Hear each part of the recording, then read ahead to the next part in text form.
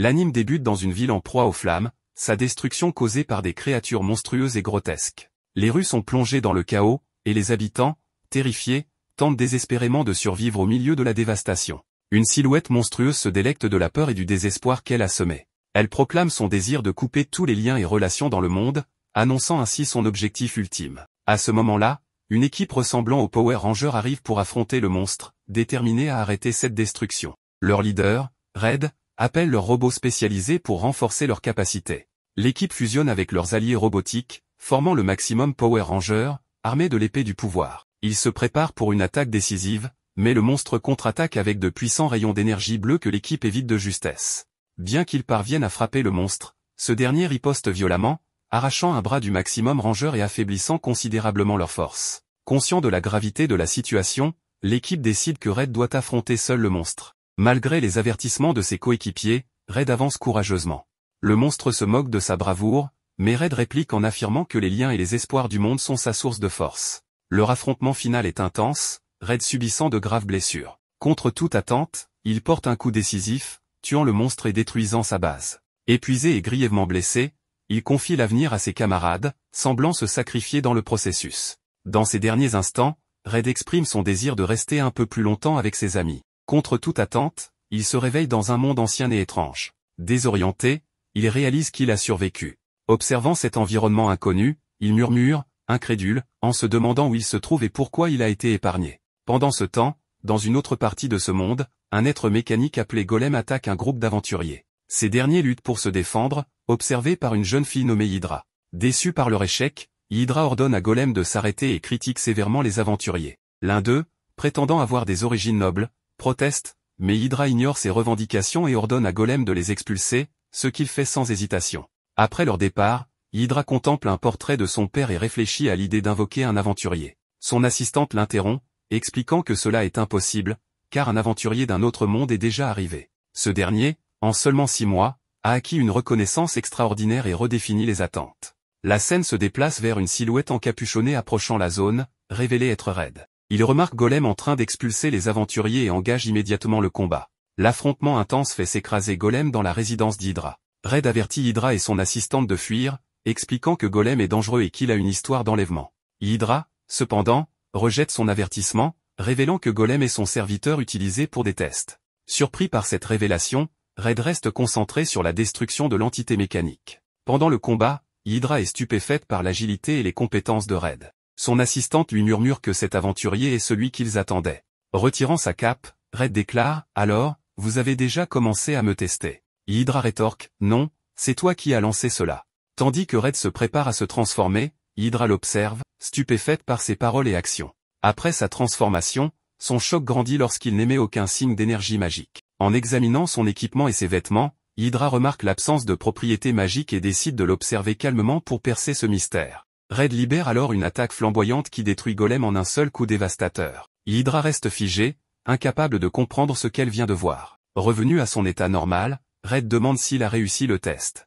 Encore sous le choc, Hydra confirme. Ravi, Red se présente, et Hydra fait de même, en présentant également son serviteur, Poséidon. Plus tard, dans le bureau d'Hydra, Red révèle qu'il vient d'un autre monde, une révélation qui stupéfie tous les présents. Hydra, cependant, trouve l'affirmation plausible, notant que ses capacités surpassent tout ce que leur monde pourrait produire. Elle ajoute que ses manières et son comportement sont également inhabituels, ce qui soutient davantage son origine. Hydra établit ensuite un parallèle avec une ancienne légende concernant un héros venu d'un autre monde qui avait jadis scellé le roi démon, laissant Red stupéfait par cette comparaison.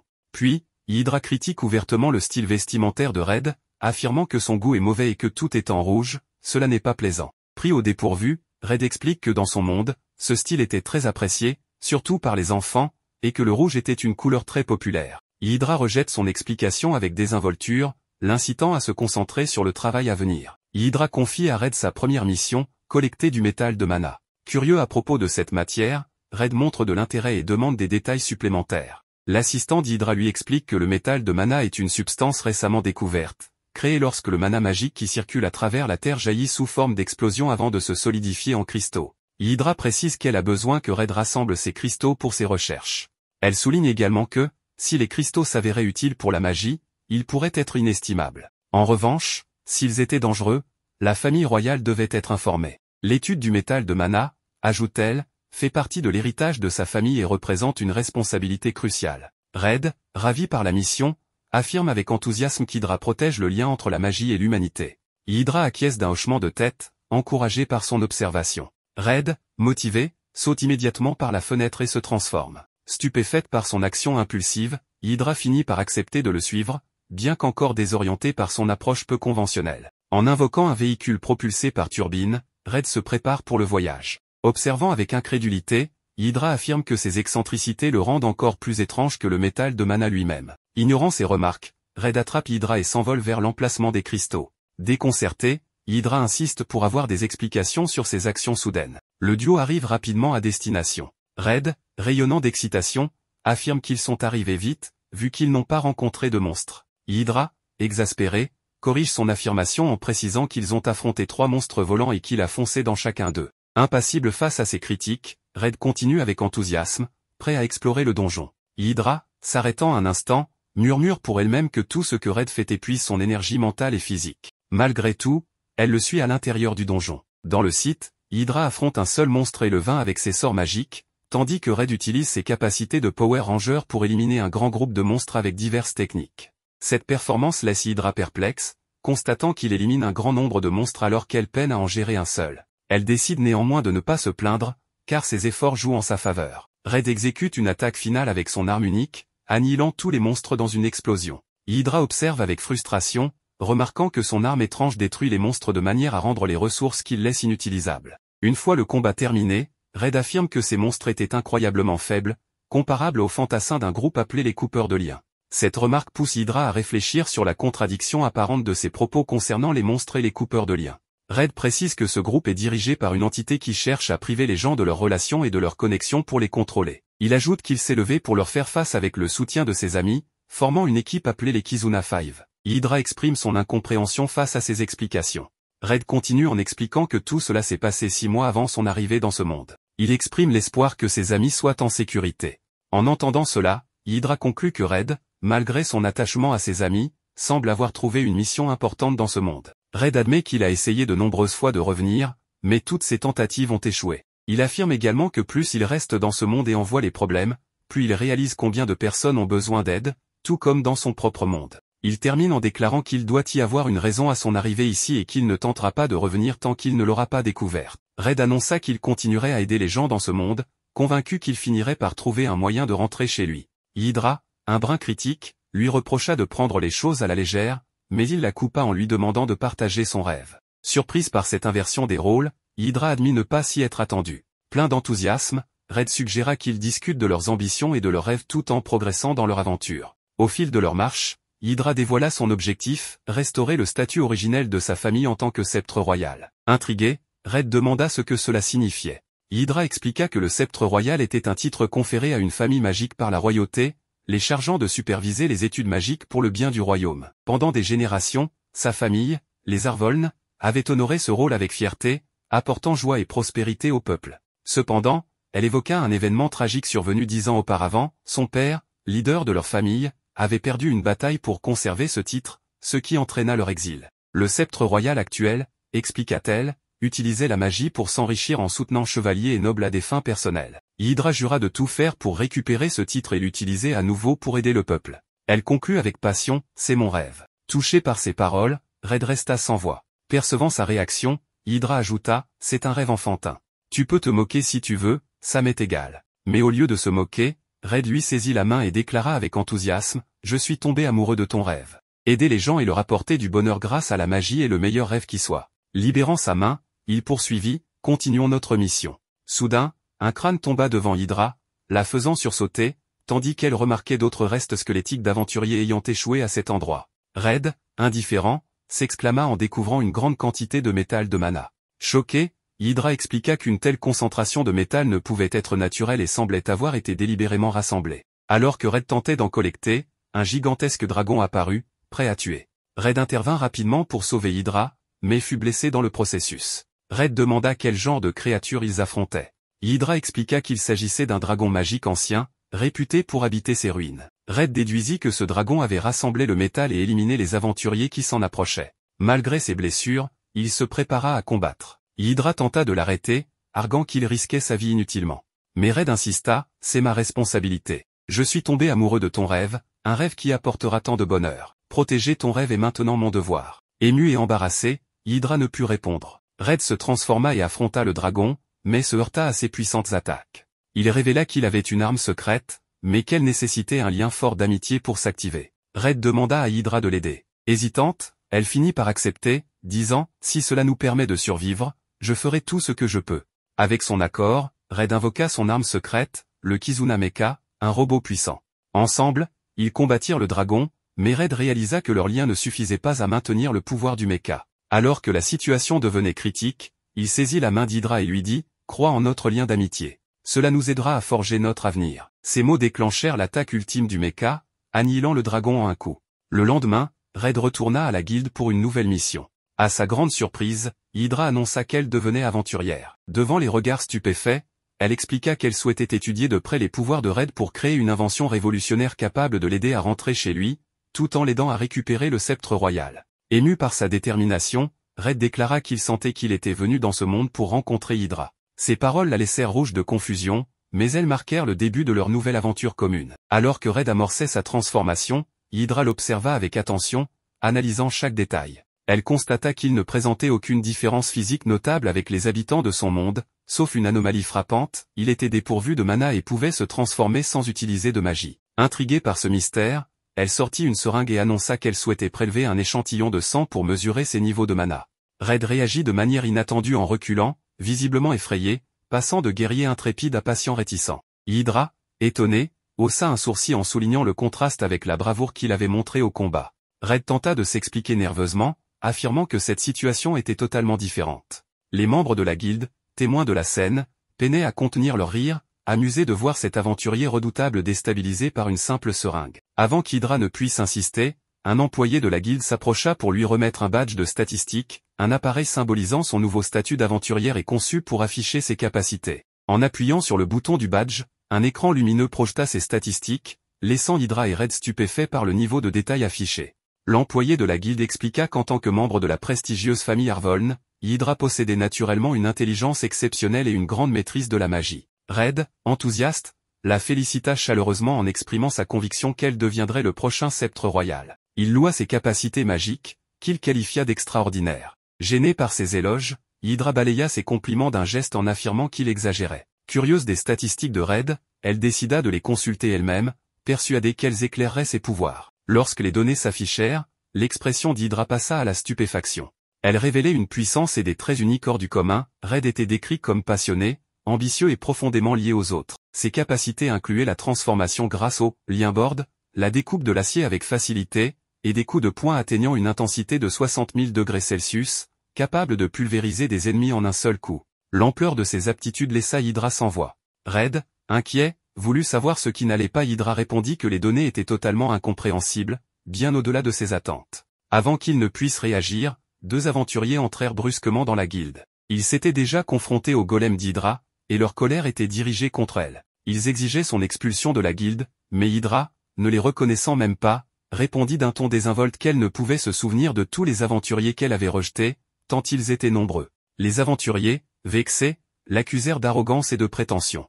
Ils se tournèrent vers Red, l'avertissant de se méfier d'elle, avant de faire mine de partir. Red intervint pour défendre Hydra, reconnaissant son caractère brusque et dur, mais insistant sur le fait qu'elle était fondamentalement bienveillante et sincèrement soucieuse d'aider les autres. L'un des aventuriers, sceptique, ricana et affirma que Hydra n'était que la fille du lâche magicien Audi et qu'elle ne serait jamais une véritable aventurière. Cette insulte heurta profondément Hydra, la laissant momentanément sans voix. Red, furieux, répliqua en exigeant des explications sur cette insulte envers son père. L'aventurier confirma sans hésiter, se moquant de la défaite et de la retraite humiliante de Audi après la perte de son poste de sceptre royal. Hydra tremblait, envahie par un tourbillon d'émotions mêlant choc, colère et douleur. Elle se remémora les paroles empreintes de sagesse de son père, même en perdant leur statut de sceptre royal, leur devoir de guider et d'aider les gens demeurait inchangé. Le souvenir renforça la détermination d'Hydra tandis que les aventuriers riaient avec moquerie. Sa colère éclata soudainement, et elle s'écria avec une voix tranchante et autoritaire qu'ils devaient retirer leurs paroles sur son père. Elle affirma qu'il ne savait rien de lui, ses mots empreints de fureur glaçant les aventuriers et les faisant vaciller. Hydra continua avec plus d'intensité, reprochant aux aventuriers leur échec face à un golem faible et leur rappelant qu'ils n'étaient que des aventuriers de 3e catégorie. Ces paroles cinglantes déclenchèrent la colère des deux hommes, qui dégainèrent leurs armes. Avant que la situation ne dégénère, Red proposa une solution inattendue, régler le conflit par une mission. Cette suggestion surprit tout le monde. Il expliqua qu'un monstre puissant était apparu dans un donjon et proposa que le premier à le vaincre serait déclaré vainqueur. Hydra précisa les conditions, si elle et Red gagnaient, les aventuriers devraient présenter leurs excuses pour leurs remarques sur son père et promettre de ne plus jamais en parler en mal. Elle ajouta qu'en cas de défaite, elle accepterait de faire tout ce qu'il voudrait. Les aventuriers, confiants dans leur expérience dans le donjon, acceptèrent sans hésitation, convaincus de leur avantage.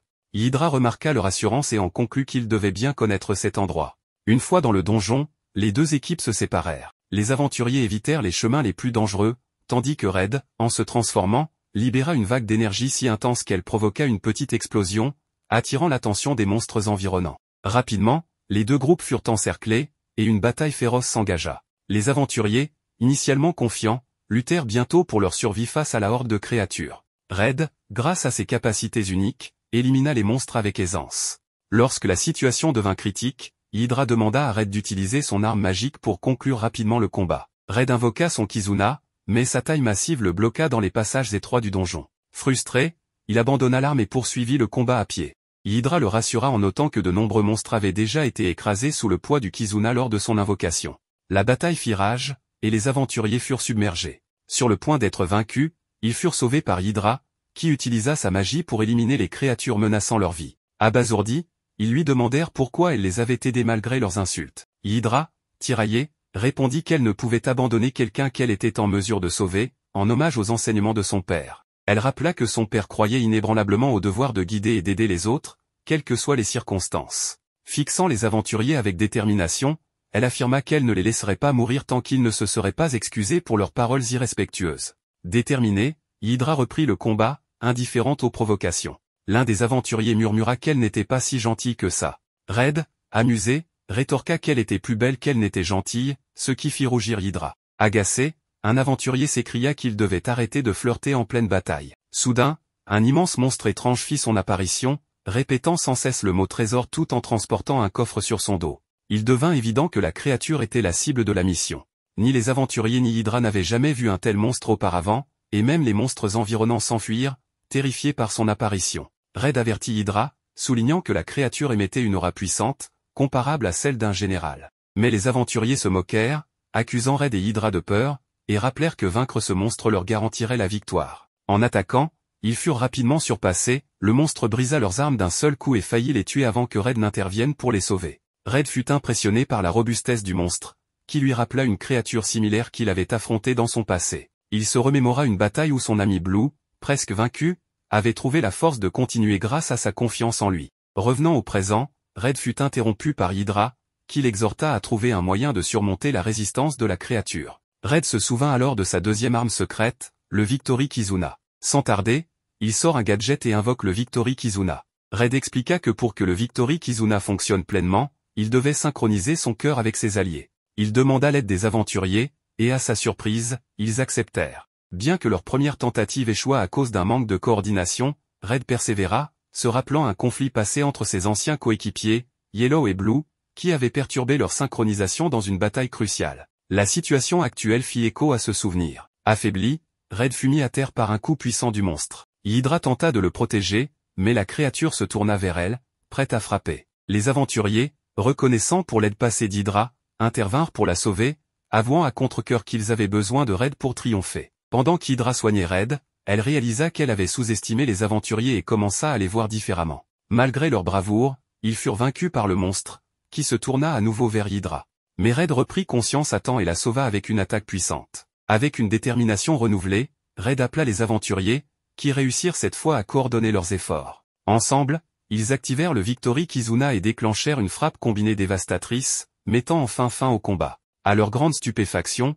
la créature vaincue se transforma en un vieil homme. Intrigué, le groupe ramena l'homme à la guilde pour des réponses. Hydra remarqua une marque étrange sur son front, qui éveilla sa curiosité. La mission fut déclarée réussie, et les deux équipes se séparèrent. Hydra remercia Red pour avoir changé sa vision des autres, mais avant d'aller plus loin, elle lui demanda un échantillon de sang pour ses recherches. Red refusa et s'enfuit, laissant Hydra frustrée. Pendant ce temps, le vieil homme s'échappa de la guilde et erra dans la ville, où il commença à se retransformer en monstre. Deux nouveaux aventuriers, apparemment à sa recherche, apparurent. Après sa transformation complète, l'un des aventuriers tua le monstre avec aisance et en retira un fragment de son crâne. Ils déclarèrent alors qu'il faudrait de nombreuses personnes puissantes pour sauver le monde, annonçant une menace bien plus grande à venir. Le lendemain, Hydra retourna à son manoir, visiblement épuisé. Poséidon l'accueillit chaleureusement, mais Red annonça avec désinvolture qu'il emménagerait. Poséidon se tourna rapidement vers Hydra pour obtenir une explication. Hydra, cachant difficilement sa frustration, expliqua que Red avait fait faillite après avoir échoué à plusieurs reprises dans ses missions. Ces transformations provoquaient souvent d'énormes explosions, détruisant les ressources qu'il était censé collecter et les rendant inutilisables. Pour faciliter ses recherches, Hydra décida qu'il valait mieux que Red vive au manoir, ce qui lui permettrait d'étudier de plus près ses pouvoirs d'un autre monde. Poséidon, toujours méfiant, exprima ses inquiétudes en rappelant qu'il s'agissait d'un homme. Amusé, Hydra lui fit remarquer sur un ton taquin qu'il était lui aussi un homme. Poséidon, visiblement offensé, répondit qu'il servait la famille depuis qu'Hydra avait 3 ans et qu'il se considérait plutôt comme un grand-père. Cependant, son inquiétude à l'idée qu'un jeune homme vive si près d'Hydra persistait. Hydra tenta de le rassurer, mais avant qu'elle ne puisse terminer, Poséidon avait déjà quitté la pièce. Quelques instants plus tard, Poséidon retrouva Red dans une autre partie du manoir et déclara qu'il y avait une condition impérative à remplir pour qu'il puisse y vivre. Red, désireux de montrer sa gratitude, accepta immédiatement. À sa grande horreur, Poséidon sortit une paire de ciseaux et exigea qu'il le laisse couper ses affaires. Paniqué, Red hurla tandis que Poséidon le poursuivait dans la pièce, ciseaux en main, déterminé à imposer son étrange décret. Leur affrontement chaotique fut interrompu par le son de la sonnette. Une jeune femme, accompagnée d'un homme au regard sévère, entra dans le manoir. La femme, observant la scène avec amusement, déclara qu'ils avaient l'air bien agités. Elle se présenta sous le nom de Teltina, princesse, et Logimiste, héros. Logi, d'un ton agressif, annonça que quiconque approcherait la princesse perdrait la tête. Teltina, imperturbable, le réprimanda en lui rappelant qu'ils étaient invités et qu'ils devaient se montrer plus aimables pour être admirés comme un véritable héros. Logi, indifférent, rétorqua qu'il ne se souciait de personne d'autre et que seule la princesse comptait pour lui. Après les présentations, la princesse Teltina expliqua qu'elle avait besoin de l'expertise d'Hydra pour analyser un objet mystérieux. Red reconnut immédiatement l'objet et fit remarquer qu'il ressemblait au fragment qu'ils avaient vu incrusté dans la tête du vieil homme.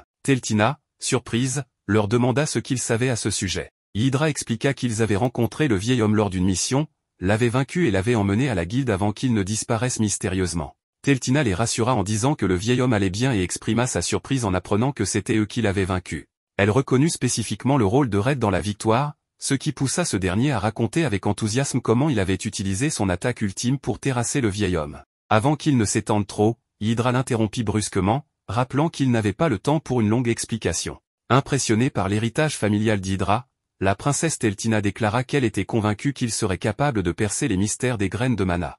Intriguée, Hydra demanda plus d'informations. Teltina expliqua que les fragments, appelés graines de mana, pouvaient accorder à leurs hôtes des pouvoirs magiques immenses, amplifiant leurs capacités pour accomplir leurs désirs les plus profonds, qu'ils soient nobles ou malveillants. Ce phénomène était connu sous le nom de sort privilégié. Red, curieux, voulut comprendre en quoi cela différait des sorts magiques qu'Hydra maîtrisait. Teltina expliqua que le sort privilégié était un pouvoir distinct, capable de façonner directement la réalité en exaucant les désirs de l'utilisateur. Elle donna des exemples, une personne désirant une richesse immense pourrait transformer tout en or, tandis qu'une autre souhaitant protéger quelque chose pourrait créer des murs impénétrables. Hydra trouva cela d'abord attrayant, mais la princesse révéla rapidement une sombre réalité. Une fois fusionnées avec un hôte, les graines de mana prenaient progressivement le contrôle de son corps, le transformant en un monstre incontrôlable et extrêmement puissant. Hydra, alarmée, demanda pourquoi la famille royale n'avait pas interdit l'usage des graines de mana malgré leur danger. La princesse admit que le sceptre royal actuel était probablement impliqué dans leur propagation. Cette révélation choqua Hydra, qui se mit à réfléchir intensément. La princesse précisa que, bien qu'il n'existe pas de preuves solides, les graines de mana étaient extrêmement coûteuses et accessibles uniquement aux nobles. Le sceptre royal, tout en étant conscient de leur danger, fermait les yeux et permettait leur diffusion. Red, enflammé, déclara qu'il fallait découvrir la vérité derrière cette conspiration. La princesse l'avertit toutefois de ne pas agir imprudemment.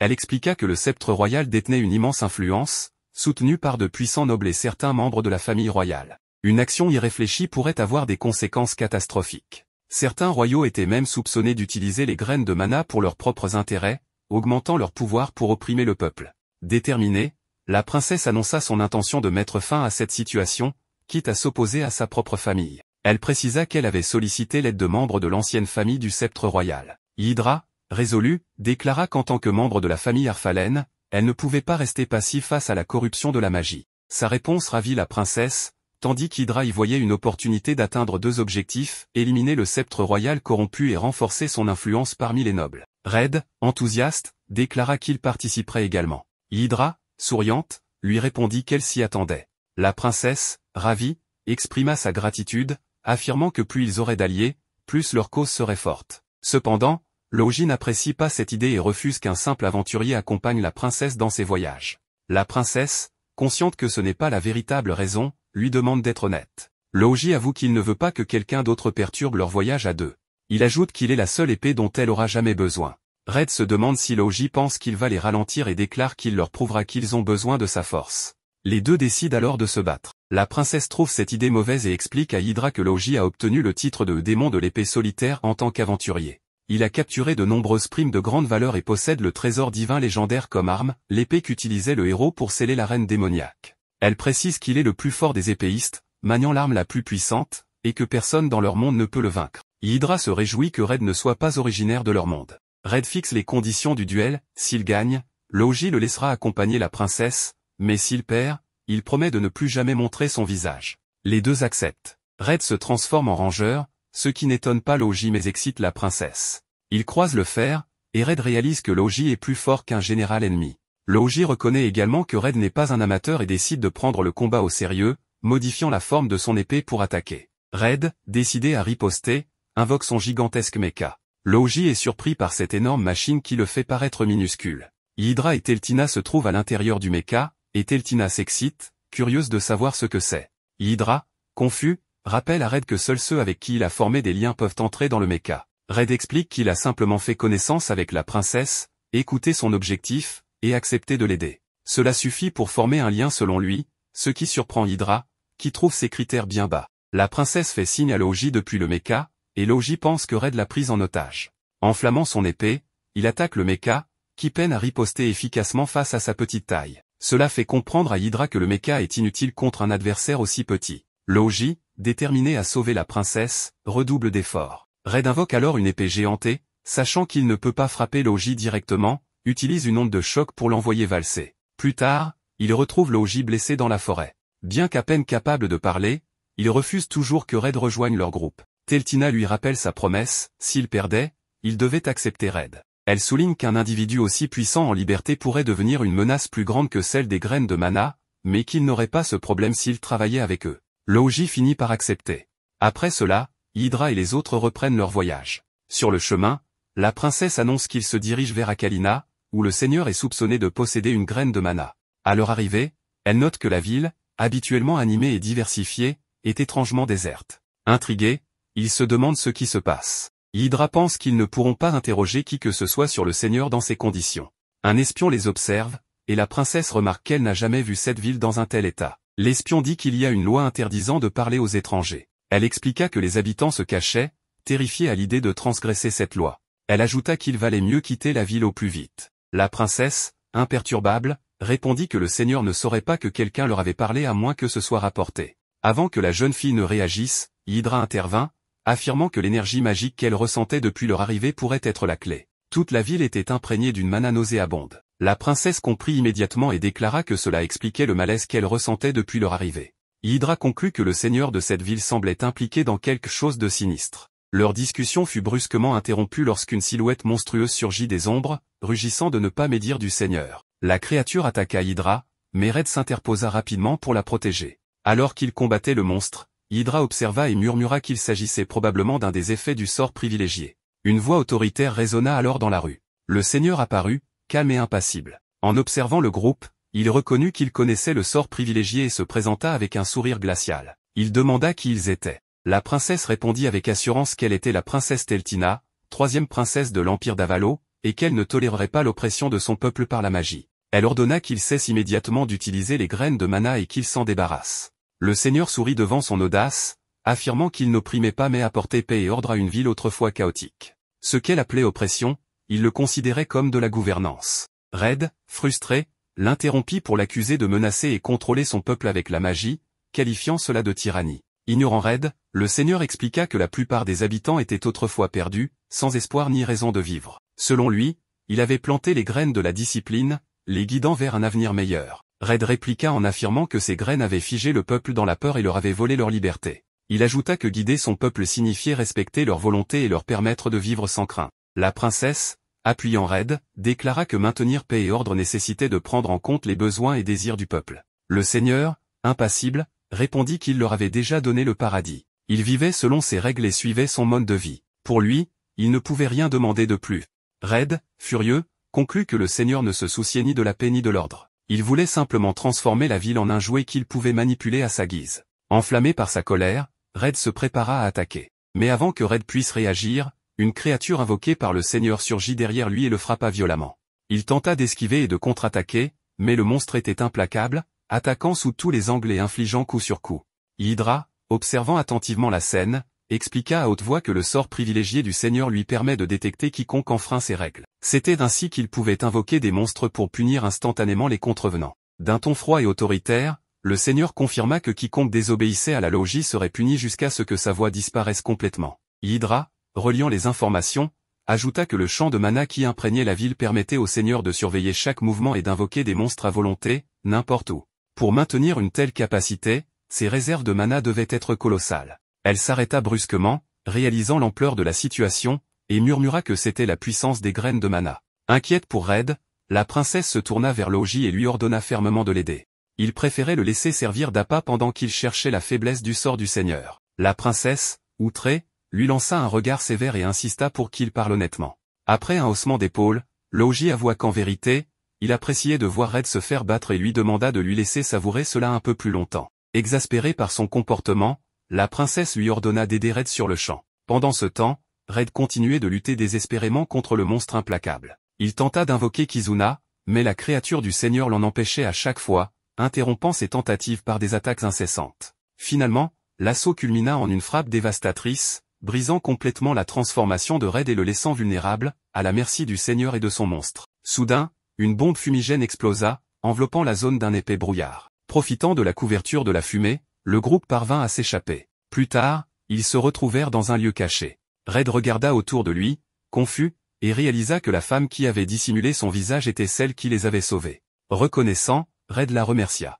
Elle répondit froidement qu'elle lui avait pourtant déconseillé d'affronter le seigneur. Red observa leur environnement, cherchant à comprendre leur emplacement. La femme abaissa sa capuche et se présenta. Il se trouvait au quartier général de la Résistance, dédié à la libération de la ville. Elle se nommait Glossa et en était la chef. La princesse haussa un sourcil et exprima ses doutes.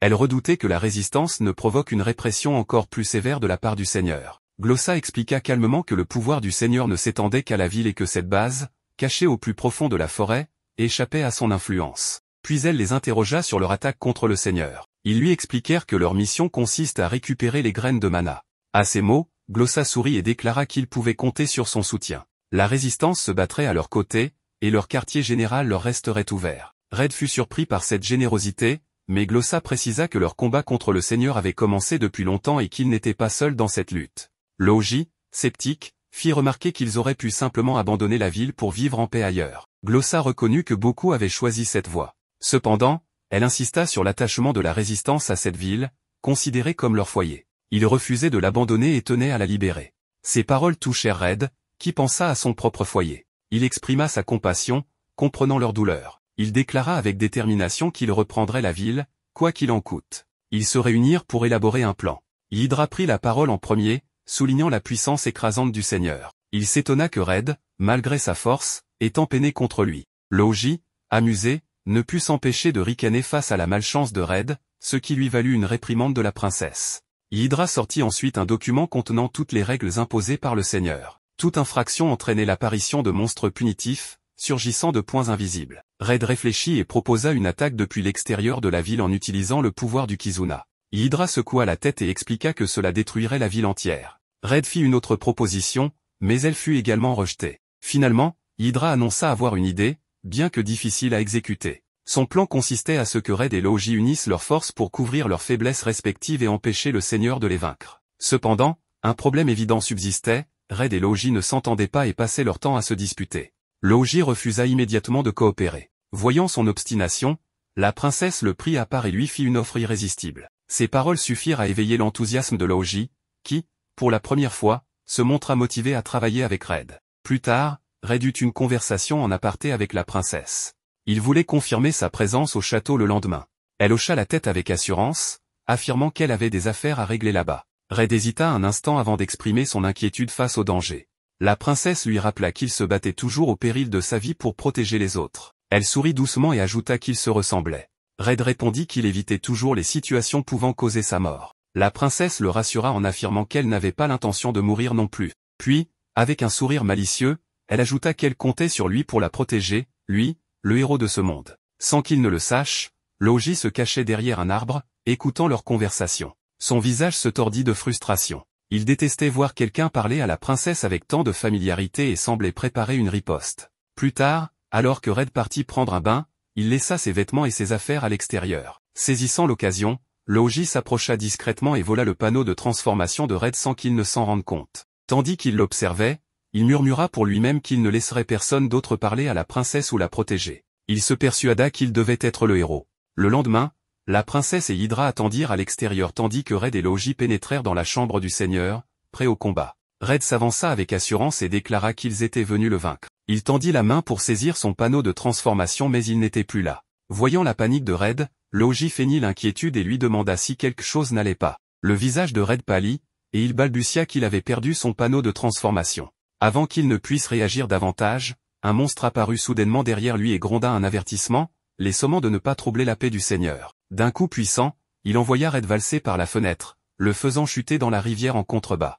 Voyant Red tomber, Hydra se précipita pour le secourir, tandis que Laoji resta seul face au seigneur et ses monstres. Intérieurement, Laoji jubilait, convaincu que ce monde n'avait pas besoin de la force de Red ni de ses précieux liens. Pendant ce temps, Red, enfoncé dans l'eau, vit défiler des souvenirs de sa vie passée. Il aperçut une fille à ses côtés, dont les paroles résonnèrent dans son esprit. Elle expliquait que les liens étaient comme une lame à double tranchant. Mal employés, ils pouvaient causer des souffrances, mais bien utilisés, ils avaient le pouvoir de sauver. À moitié conscient, Red sentit ces paroles résonner en lui. Il reprit connaissance et remercia immédiatement Hydra de l'avoir sauvé. En se redressant, il exprima immédiatement son inquiétude pour Laoji et la princesse. Irrité, Hydra s'exclama, frustré qu'il ne pense pas à sa propre récupération en premier. La scène bascula vers la princesse qui avertissait urgemment Laoji que le plan avait échoué et qu'il devait battre en retraite. Mais Laoji, empli d'orgueil, répliqua avec confiance qu'il était son héros et qu'il allait vaincre le seigneur. Déterminé, Laoji leva son épée sacrée et lança une série d'attaques dévastatrices. Ses coups étaient féroces et précis, blessant plusieurs des monstres invoqués. Avec un mouvement final dévastateur, Laoji anéantit toutes les créatures, ne laissant que le seigneur debout devant lui, impassible. Le seigneur invoqua encore plus de monstres et ricana, affirmant que l'épée sacrée était entre les mains du chevalier choisi, attendu depuis 1000 ans. En entendant cela, Laoji fut ramené à un souvenir, se rappelant la première fois qu'il avait rencontré la princesse. Il avait été un paria, vivant dans les ruelles, rejeté par la société. La princesse s'était approchée de lui, le regardant droit dans les yeux et lui annonçant qu'il était destiné à manier l'épée sacrée. Laoji avait ricané à ces paroles, prétendant ne jamais pouvoir manier une telle épée sans mana. Mais la princesse avait souri et expliqué que l'absence de mana en lui faisait de lui le porteur parfait. L'épée, forgée en fusionnant cet élément spirituel, absorbait le mana de quiconque tentait de la tenir. Même les chevaliers les plus puissants la craignaient, car elle drainait leur mana. La réalisation frappa Laoji, son absence de mana le qualifiait pour manier cette épée. La princesse avait acquiescé, exprimant le besoin de sa présence pour sauver le monde. Laoji avait résisté, exprimant son amertume envers un monde qu'il avait rejeté et maltraité. La princesse, percevant sa douleur, l'avait doucement enlacé, reconnaissant la colère qu'il portait en lui. Elle lui avait dit qu'au fond, son désir était d'être accepté pour ce qu'il était. Laoji, enflammé par la colère, avait nié, mais la princesse était restée calme et sincère. Elle lui avait demandé d'être véridique et lui avait promis de rester à ses côtés pour toujours. De retour dans le présent, Laoji serra les poings, ses yeux brillants de détermination.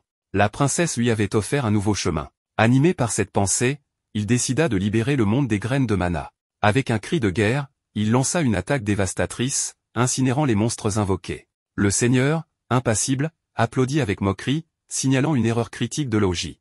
En se retournant, Laoji vit des monstres se rapprocher de la princesse, prêts à frapper. Sans hésitation, il se jeta devant elle, utilisant son corps comme bouclier. Les monstres attaquèrent sans pitié, le frappant avec une force implacable. Le seigneur ricana, soulignant que Laoji n'avait jamais appris à se battre tout en protégeant quelqu'un d'autre. Subissant les assauts, Louji murmura à la princesse de s'enfuir à la première ouverture possible. La princesse, calme et sûre d'elle, lui rappela qu'ils avaient des alliés. Red fit irruption, attaquant les monstres avec force. Hydra suivit, installant une barrière protectrice et tentant de soigner Louji. Celui-ci refusa l'aide, insistant pour que la princesse soit mise en sécurité. Ses blessures étaient graves, et son corps flancha. Red le retint pour l'empêcher de tomber, mais Louji le repoussa.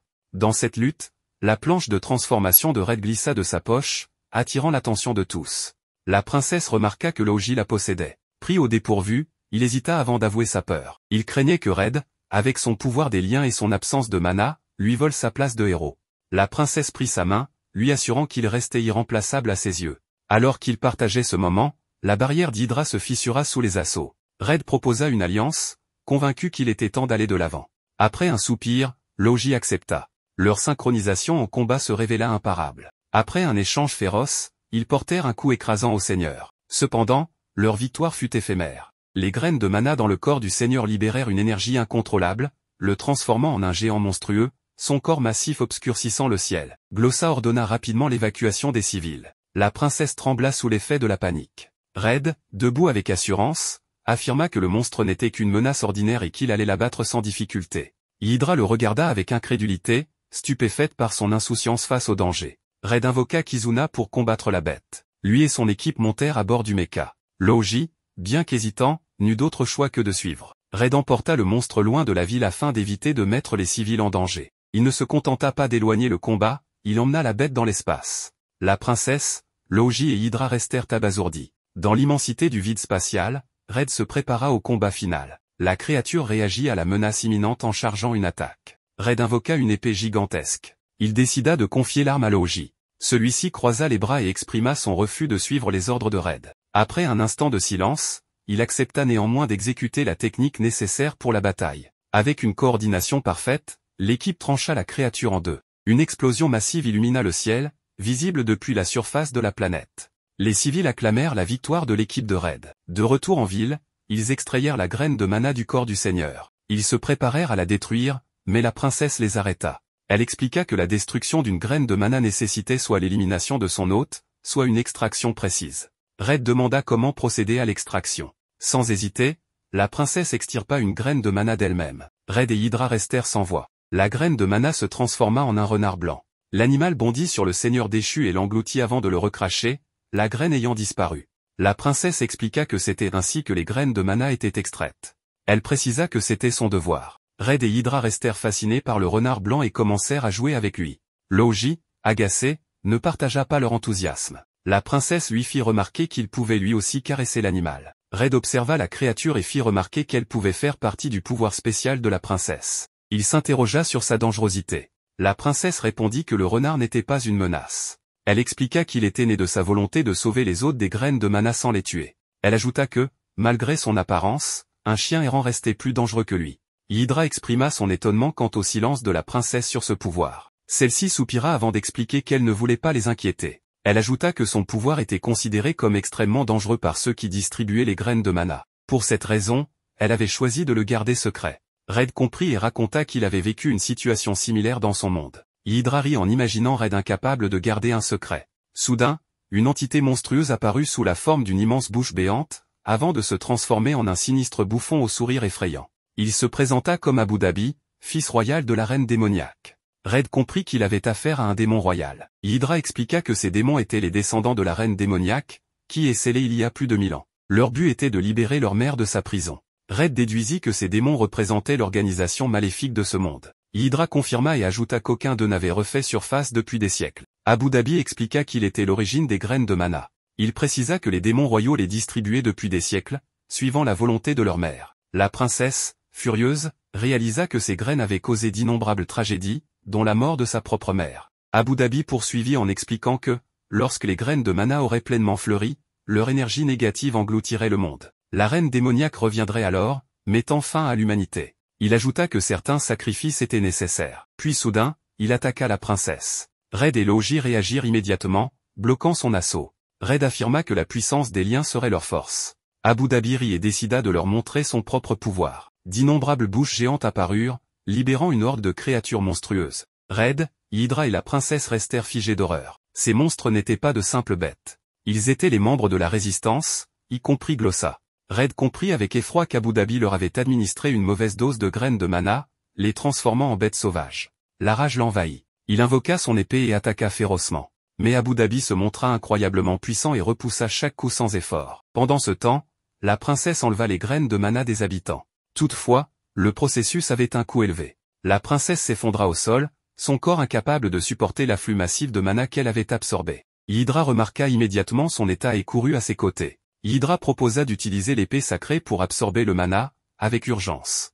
La princesse secoua la tête et répondit que le combat était équilibré pour l'instant. Si Red ou Logi se retirait, il perdrait immédiatement. Hydra serra les poings et exprima son inquiétude pour elle. La princesse, déterminée, répondit qu'elle se moquait de ce qui lui arrivait tant qu'il pouvait vaincre ce démon.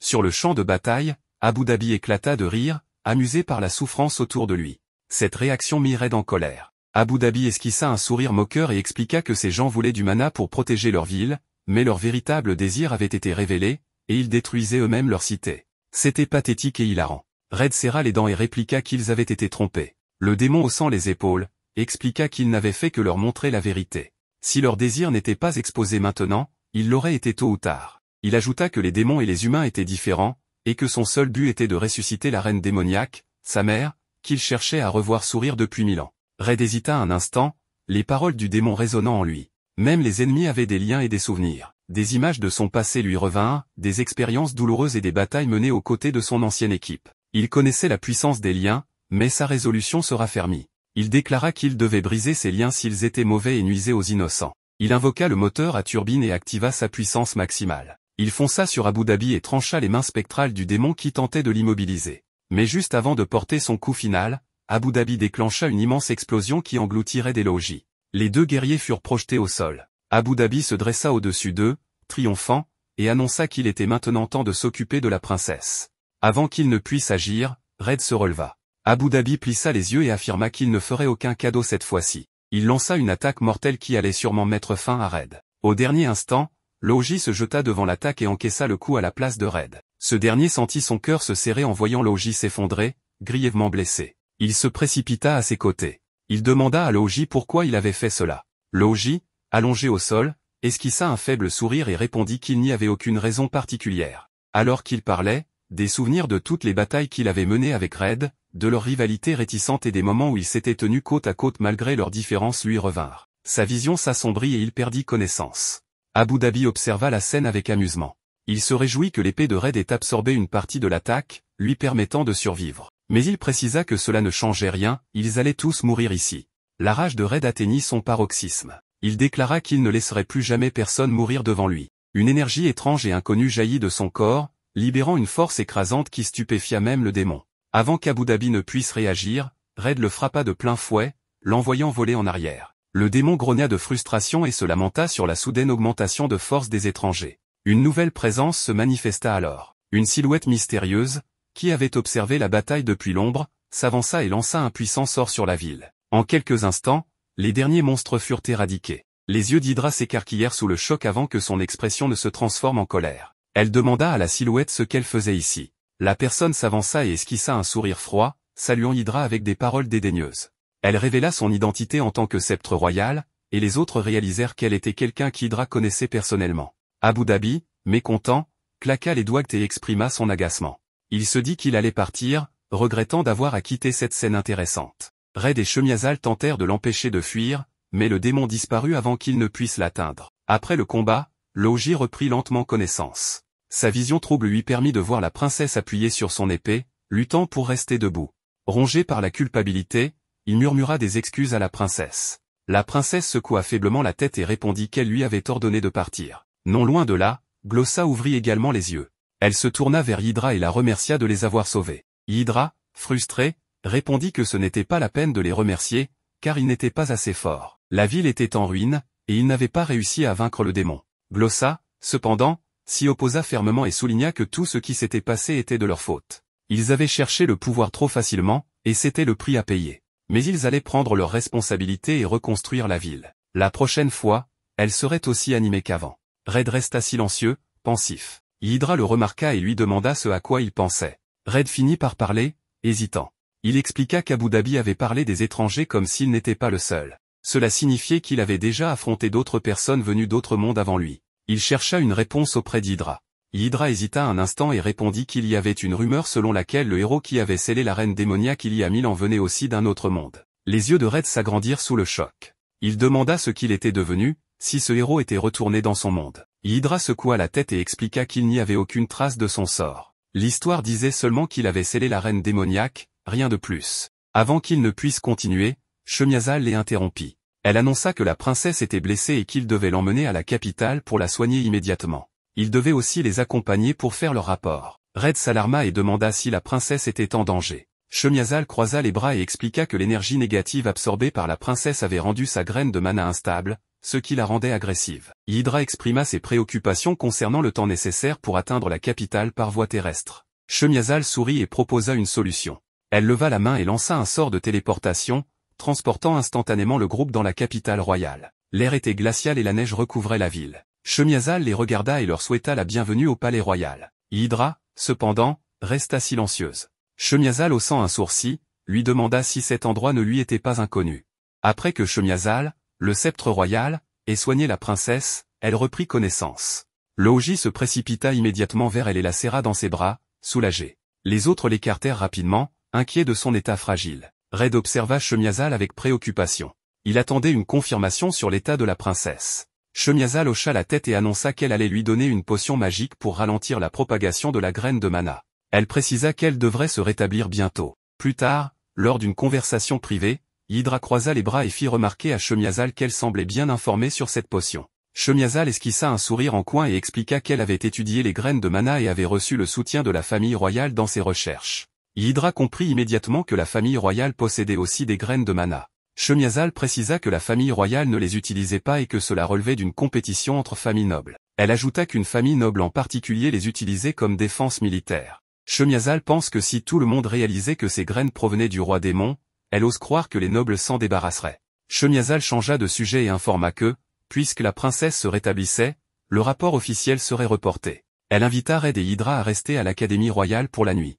Elle leur demanda de la suivre. Alors qu'ils traversaient l'Académie royale, Red observa les alentours avec curiosité. Shemiazal lui expliqua que toutes les personnes présentes étaient des chercheurs officiels en magie et représentaient l'élite des mages. Elle ajouta que contrairement à ces érudits, les sorciers errants pratiquaient la magie de manière indépendante. Hydra précisa que ces sorciers errants étaient leurs adversaires habituels et que le royaume n'interdisait pas l'apprentissage de la magie. Cependant, elle rappela qu'une licence officielle était nécessaire pour développer la magie ou créer des outils magiques. Red demanda si Hydra possédait une licence. Elle répondit avec assurance qu'elle avait obtenu sa certification. Elle ajouta que même avec une licence, les recherches devaient être approuvées par la tour royale, qui fonctionnait sous la supervision du sceptre royal. Shemiazal confirma cette idée et affirma que son objectif était la domination et le contrôle absolu du développement de la magie et de sa technologie. Hydra croisa les bras et exprima son désaccord en affirmant que la magie devait être utilisée pour aider les gens ordinaires et apporter du bonheur à la société. Shemiazal éclata de rire froidement et moqueusement. Elle compara Hydra à son père et déclara qu'ils partageaient les mêmes idéaux irréalistes. Hydra, méfiante, demanda des précisions. Shemiazal expliqua que le père d'Hydra, lorsqu'il était le sceptre royal, avait trop voulu aider les gens, entraînant un manque de régulation. Elle accusa son père d'avoir permis à des sorciers incompétents de créer des outils magiques de mauvaise qualité. Shemiazal poursuivit en énumérant les désastres causés par ces outils. Elle cita l'attaque du palais royal par des paysans armés de lanternes magiques explosives, l'utilisation d'artefacts enchantés pour apprivoiser des bêtes de mana dangereuses et l'emprisonnement de demi-humains avec des outils magiques. Elle mentionna également que des enfants avaient modifié des prothèses enchantées pour voler et tuer. Elle affirma que toutes ces catastrophes étaient le résultat des bonnes intentions du père d'Hydra et que, lorsque la magie tombait entre de mauvaises mains, le désastre devenait inévitable. Hydra, furieuse, peinait à répondre. Shemiazal continua avec assurance et déclara que des restrictions strictes étaient nécessaires pour protéger les gens d'eux-mêmes. Elle accusa Hydra et son père d'être des idéalistes déconnectés de la réalité. Elle se tourna ensuite vers Red et lui demanda son avis. Red resta sérieux et admit que le rêve d'Hydra était difficile à réaliser. Hydra sentit son cœur se serrer. Elle ne s'attendait pas à ce que Red la soutienne aussi peu. Elle se sentit trahie. Sans attendre davantage, elle invoqua son balai volant et s'éloigna du palais, refusant d'écouter une explication. Submergée par la colère et la déception, elle repensa à toutes les trahisons qu'elle avait vécues. Red refusa de la laisser partir. Il s'élança dans les airs et la poursuivit. Hydra, furieuse, lui cria de la laisser tranquille. Elle l'accusa d'avoir toujours trouvé son rêve stupide. Red, stupéfait, tenta de se défendre et affirma que ce n'était pas ce qu'il voulait dire. Mais Hydra, aveuglé par ses émotions, refusa d'écouter et accéléra. Red, déterminé, la rattrapa et la plaqua en plein vol. Ils s'écrasèrent tous les deux dans la neige. Allongé au sol, Hydra tourna son regard empli de déception vers Red. Elle lui reprocha d'avoir toujours prétendu être à ses côtés. Red ouvrit grand les yeux et déclara qu'il l'avait toujours soutenu depuis le jour de leur rencontre. Hydra serra les poings et lui demanda pourquoi il considérait son rêve comme difficile à réaliser. Red inspira profondément et répondit que c'était précisément parce que son rêve était difficile qu'il voulait l'aider à le réaliser. Il ajouta que les gens avaient des limites pour maintenir la paix et qu'ils avaient besoin de liens solides pour les soutenir. Après un moment de silence, ils remontèrent ensemble sur le balai volant et se dirigèrent vers le palais royal. Alors qu'ils survolaient la ville, Red déclara que pour maintenir la paix, ils auraient besoin de plus d'alliés et de liens plus forts. Il suggéra même que le sceptre royal pourrait les aider. Hydra grimaça et exprima clairement son agacement face à cette idée.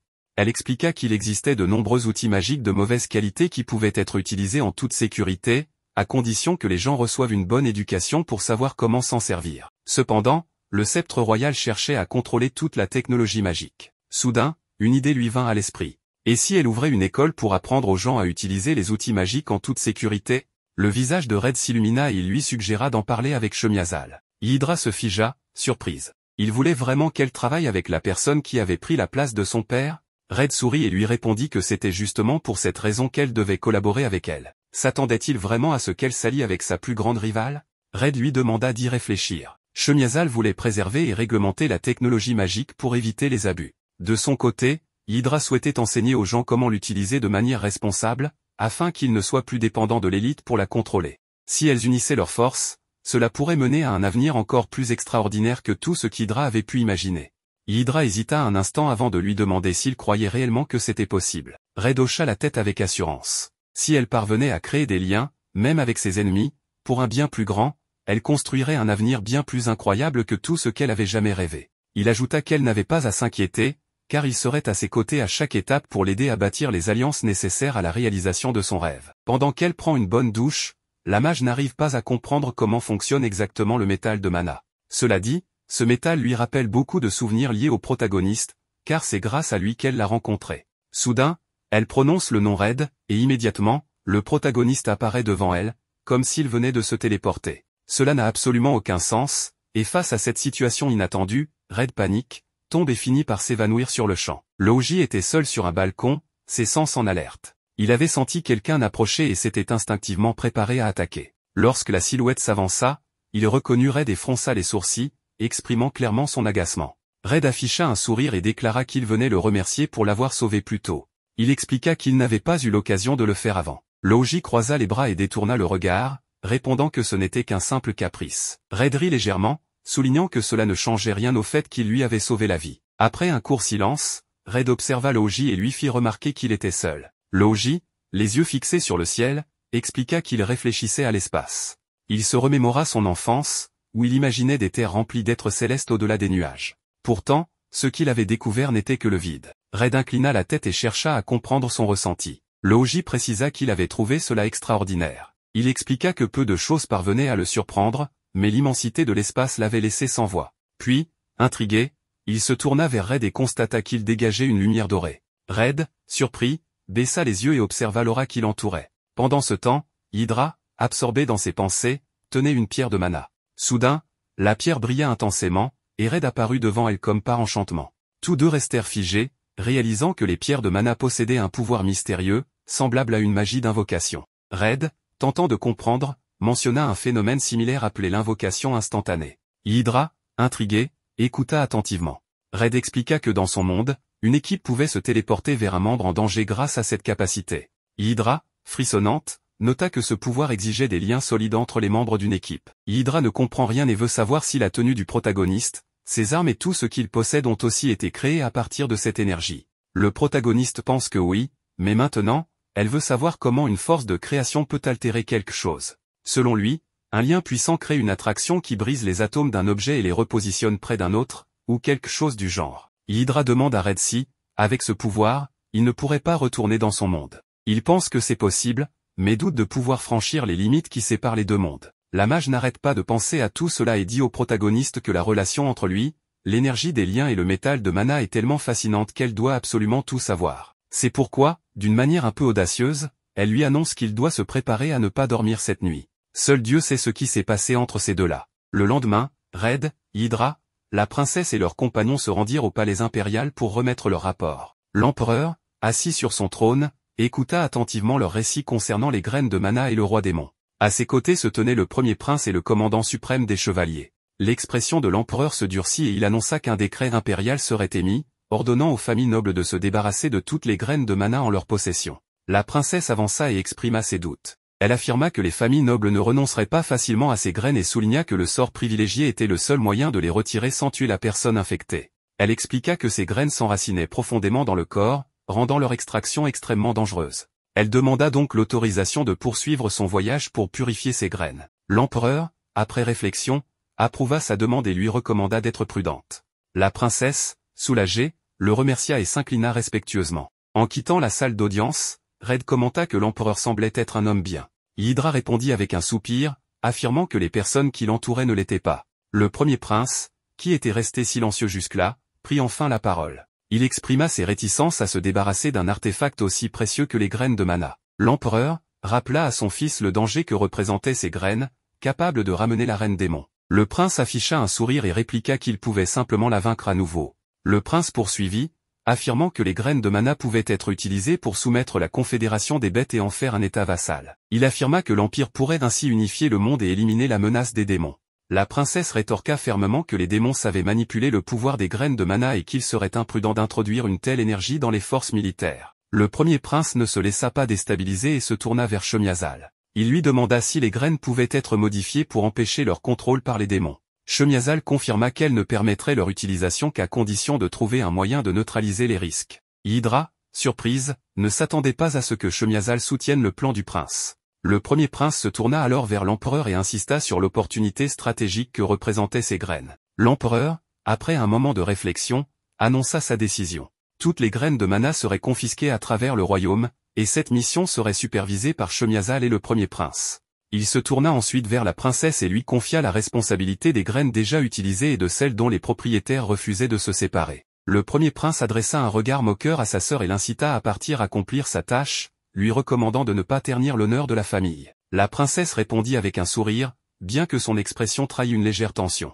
Elle assura à son frère qu'elle n'agirait en rien contre les intérêts de leur famille. Le premier prince l'observa attentivement. Il se remémora l'époque où elle n'était qu'une jeune fille insouciante, ignorante des codes royaux. À présent, il voyait en elle une femme posée et réfléchie. Soudain, il la questionna sur ses intentions vis-à-vis d'Altéo. La princesse se figea et répondit aussitôt qu'elle ne pourrait jamais remplacer leur frère. Plus tard, Hydra s'approcha de Shemiazal et lui demanda calmement si elle comptait réellement utiliser les graines de mana à des fins militaires. Shemiazal soupira et expliqua qu'en tant que sceptre royal, elle ne pouvait pas s'opposer directement à la famille impériale. Elle précisa qu'elle se contentait de suivre les ordres et que son seul objectif était d'assurer un contrôle total sur ces graines afin d'éviter qu'elles ne deviennent une menace. Hydra, toujours méfiante, lui tendit un document contenant une proposition de réforme du système de certification du royaume. Shemiazal parcourut les pages sans laisser transparaître d'émotion particulière. Hydra expliqua qu'elle avait pris conscience qu'elle ne pouvait pas changer le monde seule. Elle reconnut que de nombreuses personnes avaient souffert à cause des outils magiques non réglementés.